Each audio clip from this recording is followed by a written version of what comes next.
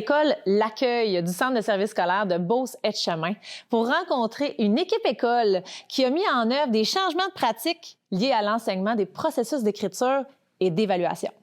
Alors, j'ai le bonheur d'être avec Annie Gué, qui est enseignante à l'école de l'Accueil avec les élèves de première année. Bonjour, Annie. Bonjour, Stéphanie. Annie, j'ai envie que tu me racontes comment ça s'est passé, cette initiation de changement de pratique en écriture et en évaluation. Qu'est-ce qui vous a amené à initier ce changement-là? Bien, pour faire ça simple, en fait, il faut comprendre qu'il y a 5 ans, on s'est aperçu que nos élèves, lorsque venait le temps d'écrire, étaient pas motivés à le faire. Les enseignants étaient très motivés, mais les élèves l'étaient pas tant. Donc, ce qu'on a voulu faire, c'est on s'est installé 2-3 profs ensemble, puis on s'est mis à se questionner sur, justement, qu'est-ce qui faisait que c'était comme ça. Puis, de fil en aiguille, dans le fond, on l'a identifié parce qu'on en a discuté en équipe comme étant une vulnérabilité. Quelque chose, dans le fond, qui se répétait chez plusieurs élèves, peu importe le niveau scolaire, parce qu'à ce moment-là, j'étais aussi au premier cycle, puis on voyait que, dans le temps, ça devenait de pire en pire. Donc, ce qu'on a décidé de faire, c'est qu'on est parti de cette vulnérabilité-là pour avoir des discussions d'équipe sur qu'est-ce qu'on devrait mettre en place pour amener la motivation à écrire chez nos élèves. Essentiellement, dans le fond, on s'est regroupés en petites équipes, dans le fond, avec des gens qui avaient le goût de s'asseoir ensemble. Donc, pas tout le monde nécessairement, mais avec une petite équipe. Donc, vous étiez combien de personnes? Hey, je pense qu'on a commencé, on devait être 3 ou 4. OK. 3 ou 4 qui se sont dit, hop, on travaille-tu ensemble? Penses-tu comme moi? Donc, on s'est installé cette petite équipe-là ensemble, avec le leader pédagogique aussi, qui voyait aussi, comme direction d'école, ce qu'il y avait comme défi dans les semaines, dans les jours à venir. Puis après ça, dans le fond, on s'est mis à se rencontrer dans des moments formels et informels. Puis après ça, dans le fond, on a présenté lors d'assemblée, mettons, aux enseignants, le fruit des recherches ou des découvertes qu'on faisait. De fil en aiguille, dans le fond, ce qu'on a réussi à faire, parce qu'à ce moment-là, émergeait aussi le principe des CAP. Oui. Ben, on a amené ça, dans le fond, en CAP pour avoir un espèce de projet commun où tout le monde ensemble, dans le fond, on allait discuter de pratiques, d'harmonisation. Donc, c'est là où on l'a amené. Puis, de fil en aiguille, pas la première année, parce que, justement, ça a émergé, dans le fond, des gens en place. Et puis, l'année suivante, d'autres gens se sont joints à l'équipe. Puis, finalement, au bout de 3 ans, ben, on s'est retrouvés toute la gang ensemble. Donc là, on a vraiment pu avoir des discussions, des échanges, mais on a vraiment protégé un espace-temps pour pouvoir avoir j'allais dire du temps encore, mais pour discuter justement là de lecture, puis d'écriture en premier, là, on fait lecture. Évidemment, en parlant, dans le fond, de développement de compétences, on n'a pas eu le choix d'aller vers l'évaluation également. Parce qu'on se rendait compte que, justement, notre façon de voir les choses était très différente d'un enseignant à un autre. Puis ça nous a questionnés. Puis le leader pédagogique de l'époque nous le disait aussi, parce que quand vous arrivez dans mon bureau, vous n'avez pas la même lecture de la situation.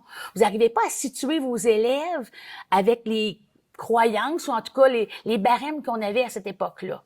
Donc, on a aussi mis la main à la pâte à ce moment-là au niveau de l'évaluation des apprentissages pour avoir quelque chose qui allait correspondre davantage à un développement de compétences, alors que tout ce qu'on avait avant, c'était un barème qui tenait compte de connaissances. Donc, c'est comme si on avait essayé de ramener ça ensemble en ayant toujours en tête la lunette, dans le fond, de l'anxiété de performance chez nos élèves, qu'on sentait très, très, très présent, alors qu'on voulait avoir des élèves créatifs, qui prenaient des risques, qui allaient essayer, dans le fond, de faire des tentatives, puis qui allaient se permettre l'erreur.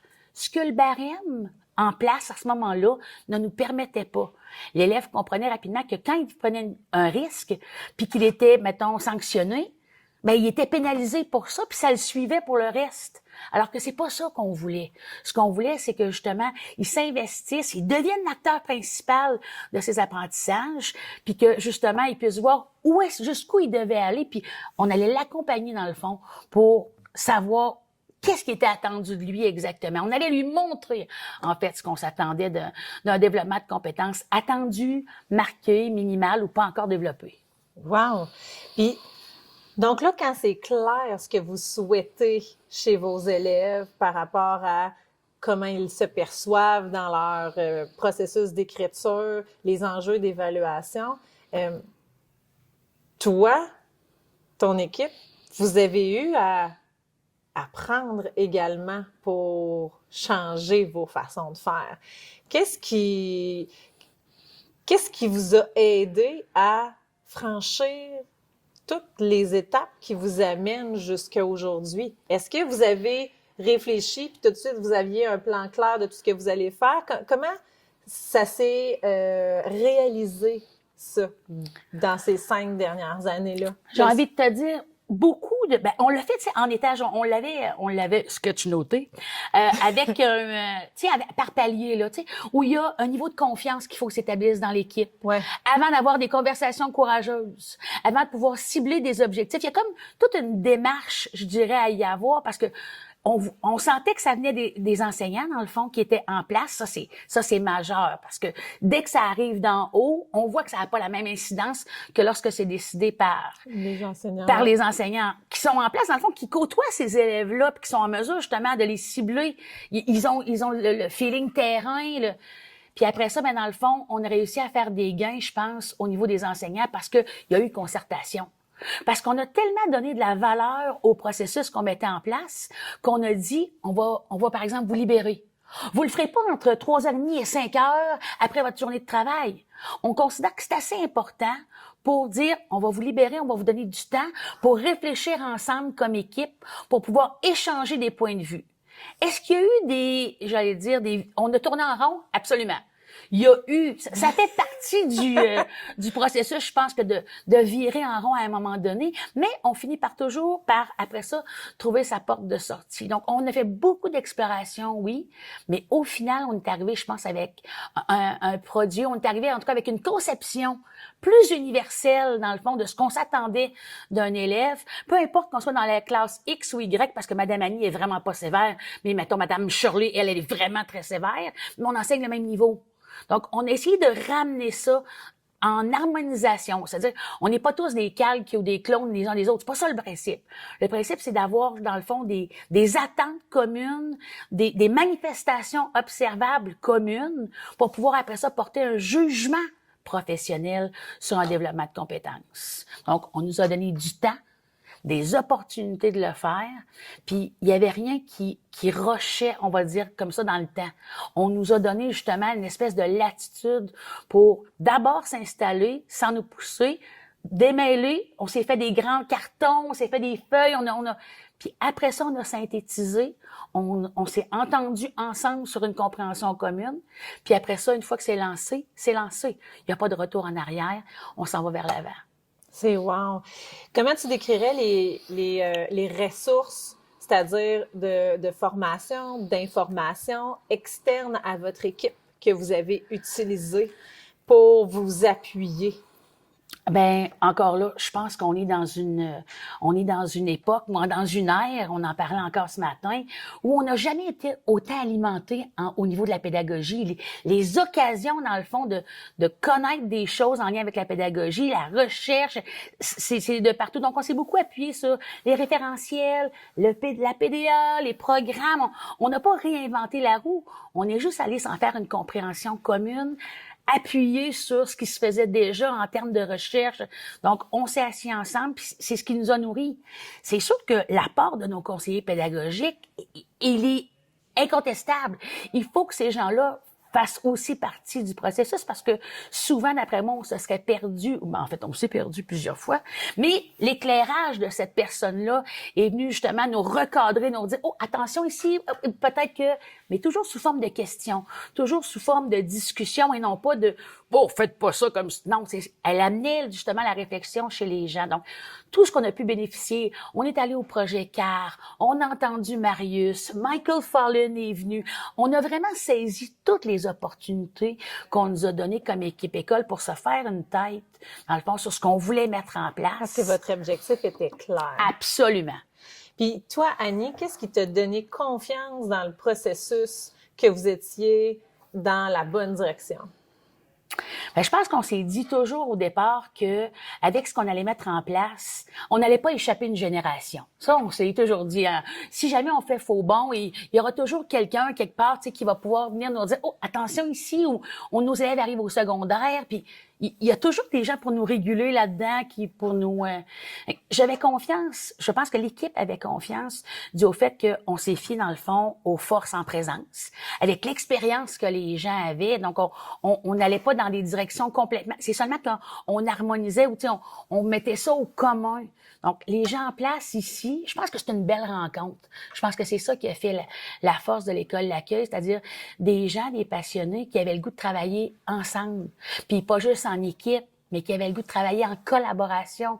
Donc, toute la culture qu'on a mise de l'avant dès le départ, je pense que c'est ça qui a fait la force, parce que on va se le dire, l'endroit physique où on était avant avait rien à voir avec ça ici, mais les gens avaient le goût de se retrouver, les gens avaient le goût de discuter ensemble, d'avoir des échanges. Donc, le fait que ça se soit là, ben, on a accueilli des points de vue différents, on a accueilli des façons de faire différentes. Mais après ça, on a discuté de ce qu'on avait sur la table pour dire, OK, ça, c'est quelque chose qu'on veut garder. Oh, ça, on s'aperçoit que c'est peut-être pas une pratique si gagnante. Puis c'est là où les échanges ont été tellement intéressants. Vous avez nommé ce qui vous permettait ensemble de vous adapter puis de construire vos démarches efficaces. Comment maintenant tu pourrais nommer les bénéfices du numérique pour soutenir justement vos pratiques pédagogiques? Encore là, j'ai envie de te dire, il y a tellement de choses qui ont émergé dans les dernières années qui nous ont permis, dans le fond, de garder des traces. Je pense que le numérique, le plus qu'on en bénéficie présentement, là, c'est la qualité des traces qu'on peut garder pour la suite des choses. Donc, un même élève qu'on suit à partir de la première année jusqu'à la 6e, en gardant des traces, que ce soit des rétroactions vocales, que ce soit des enregistrements parfois qu'on fait audio ou vidéo, d'entretien avec des élèves. Ce sont toutes des traces qu'on garde puis qui permettent à l'élève, dans le fond, de savoir où il en est rendu. Quelles sont les prochaines étapes à franchir ou le prochain défi que tu as à réaliser en lien, par exemple, avec ton écriture. Donc, toute la partie technologique nous permet d'avoir un espèce d'espace-temps qui est comme immuable. Je peux pas y retoucher. Un post-it, ça se perd, tandis que tout ce que je laisse comme trace numérique en lien avec ça, puis peu importe la plateforme que j'utilise, là, à chaque fois qu'on est capable de le jumeler avec quelque chose au niveau numérique, ben, je trouve que c'est une trace sur un long terme qu'on laisse. Puis ça, on a cette préoccupation-là. C'est sûr, on a des classes, j'ai 20 élèves, je suis pas non plus une pieuvre, là, c'est pas le, mais on essaie au jour le jour, dans le fond, d'avoir cette préoccupation-là, de garder des traces au niveau du numérique. Puis quel conseil tu donnerais, Annie, à une équipe école qui, là, leur projet éducatif vient d'être rédigé, les vulnérabilités fort probablement ont été identifiées. Quel conseil tu donnerais à une équipe qui va souhaiter répondre à leurs objectifs du projet éducatif? Ah, j'ai envie de dire, je pense que c'est le bas de la pyramide, là. Confiance, respect, discussion courageuse. Donc, des gens qui ont le goût de s'asseoir ensemble. Je pense que c'est la prémisse de base. Donc, mon leader pédagogique, ma direction d'école, là, dans son rôle un peu des fois ratoureux ou un peu stratégique, va amener les gens à s'asseoir ensemble pour discuter. On sera pas tout de suite dans les grandes discussions pédagogiques. On va vraiment essayer de créer quelque chose au sein de l'équipe. Puis après ça, on aura les considérations. Des fois, je pense qu'on veut aller vite.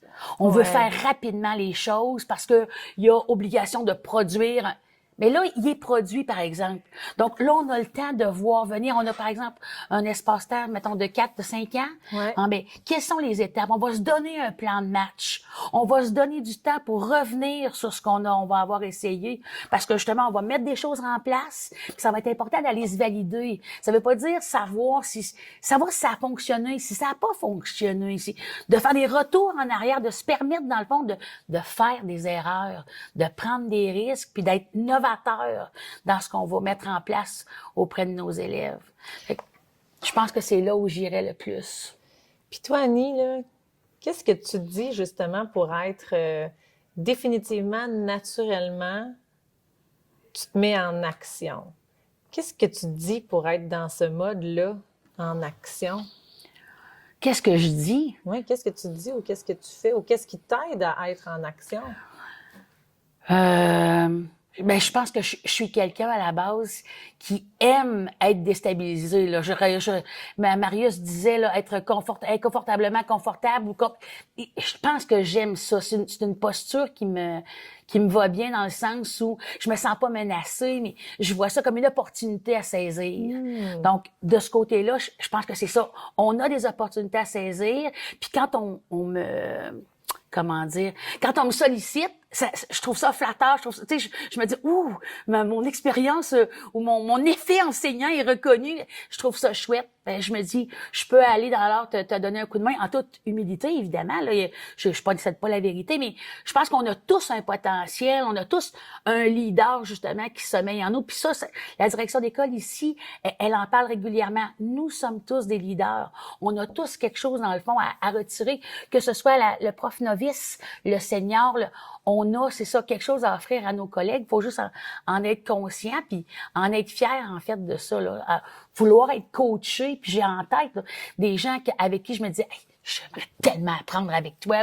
Ben, je pense que c'est ça qu'il faut qu'on développe le plus dans notre milieu d'éducation. Accepter d'être coaché par des gens, ou de travailler en collaboration avec des gens qui vont nous apporter quelque chose. Wow, Annie, merci beaucoup. Ça fait le plaisir.